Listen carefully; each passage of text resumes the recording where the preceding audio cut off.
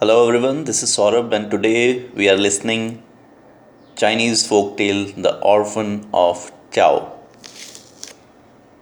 It is a Chinese play from the Yuan era and it is attributed to the 13th century dramatist Ji Junxiang. The full name of the play is The Great Revenge of Orphan Zhao. It is classified as zaju, the genre of dramas, and it revolves around the central theme of revenge. So let's hear the plot of the tale The Great Revenge of Orphan Zhao. In the state of Qin, in the Chun-Qiu period, the monarch was foolish and corrupt. The great Wei Qiang, disgusted but loyal, in order to avoid the royal court, went off to war and remained away for 15 years. Also in the state of Qin, there lived two officials. The civil official, named Zhao Tun, was virtuous, but the military official, who was called Tu An Ku, he was evil. The virtuous Zhao and the evil Tu An were enemies. A neighboring king gave the monarch of Qin a miraculous but vicious dog, Shen Ao, which was passed on to the evil Tu An, who trained it to attack a dummy dressed as Zhao. Now, when this dog was fully trained, Tu An started a rumor that there was a traitor in the middle of their kingdom and that his dog was capable of detecting the traitor. All the top officials were brought before the king and the dog was released. And dog, because he was trained to attack Zhao, he attacked Zhao. Zhao was therefore executed together with all his family and servants, with the exception of his pregnant wife Chuang Qi, who was only placed under house arrest since she happened to be a royal princess. She soon gave birth to orphan Zhao, Zhao Sheku'er, whom Tu An determined to kill to avoid its growing up to seek revenge or to have a claim on the throne. Tu An's hostility was very obvious to everyone. In the end, the baby was smuggled out of the palace in the doctor's bag of Chang Ying. A doctor called to tend to the baby's mother, Lady Zhao, who feigned illness after the child was born. Then she and her maids pretended that he had been severely malformed and stillborn, and that the hideous little body had immediately been thrown away.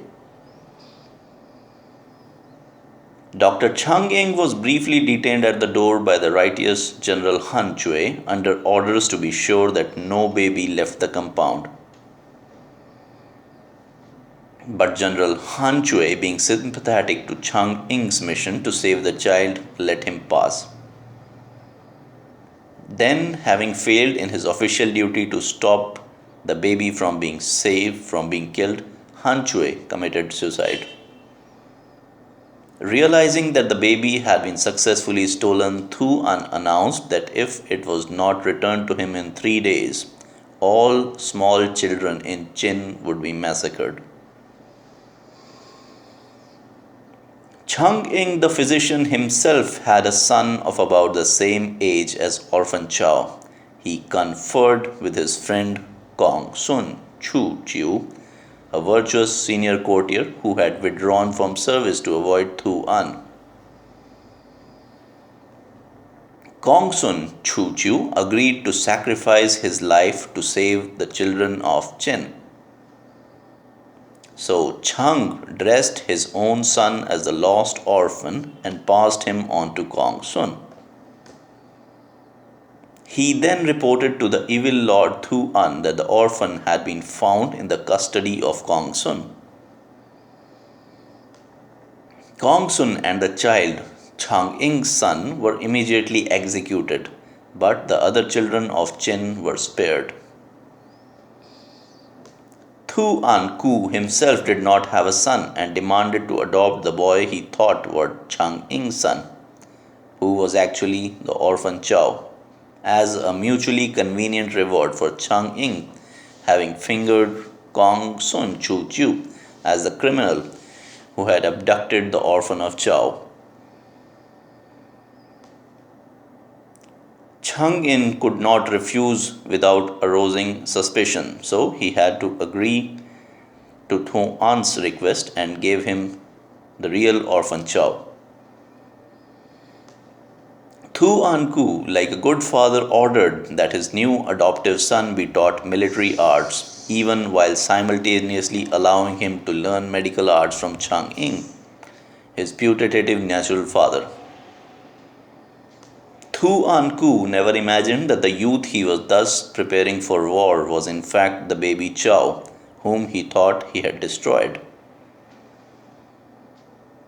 Chang was widely criticized for his apparent collaboration with the tyrant Tuan.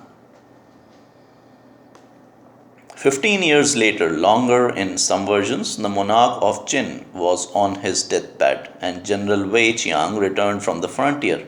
As a patriotic warrior, he was particularly offended by Chang Ying's collaboration in the execution of the lad everyone thought was Orphan Zhao.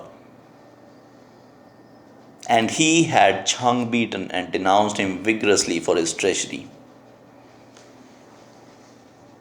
When he finally had an opportunity to speak, Chang, although weak from his terrible beating, told General Wei of sacrificing his own son and of the sacrifices made by Gongsun Chujiu and Han Jue. When General Wei learned of this great treachery, he was sorry that he had Chang beaten up without hearing his story. And he agreed to contribute his talents to try to depose the tyrant Tuan. Chang Ying then told Orphan Zhao about his origin and his obligation to avenge his family's slaughter. Orphan Zhao had grown to be very strong and had learned all the arts of war. Tuan Ku had raised him to be unquestioningly obedient to his adoptive father. But when he learned that Tuan was not his real father, his sense of duty shifted to his real father, who had been killed after the dog had falsely identified him as traitor. In fact, on learning the truth, Orphan Zhao was happy to conspire against the evil Tuan. And so, after conferring together, the conspirators invited Tuan Ku to dinner, and Orphan Zhao killed him, a fate which he rightly deserved.